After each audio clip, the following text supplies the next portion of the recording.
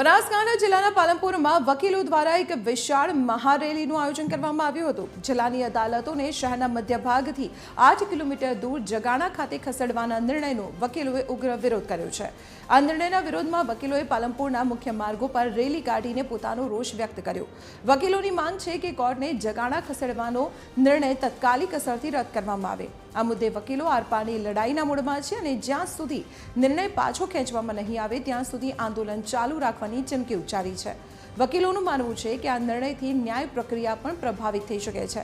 સમગ્ર મામલે જિલ્લામાં ભારે ચર્ચા જાગી છે।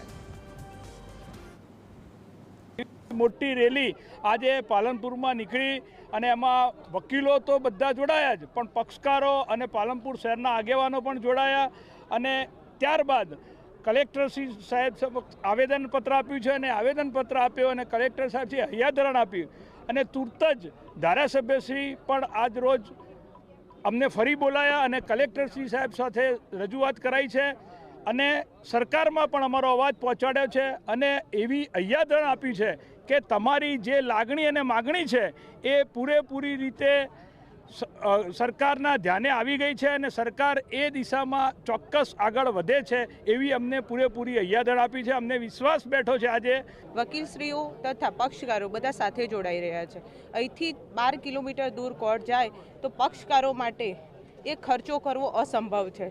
જ્યારે નામદાર ગુજરાત હાઈકોર્ટ અને સુપ્રીમ કોર્ટ વકીલ આરોપીઓ માટે ફ્રીમાં વકીલો પ્રોવાઈડ કરે છે, ત્યારે નામદાર ગુજરાત હાઈકોર્ટ અને સુપ્રીમ કોર્ટે આ પણ ધ્યાને લેવું જોઈએ કે એક અસીલ પાસે ત્યાં ખર્ચવા માટે પૈસા હોતા નથી અને હાલમાં ગુજરાત સરકાર અને કેન્દ્રની સરકાર ઉપર અમને પૂરો ભરોસો છે કે અમારા વકીલોની માંગણી સ્વીકારશે અને અહીંની કોર્ટ અહીં જ રહેશે એવો અમને વિશ્વાસ છે માનનીય નરેન્દ્ર મોદી સાહેબ ઉપર।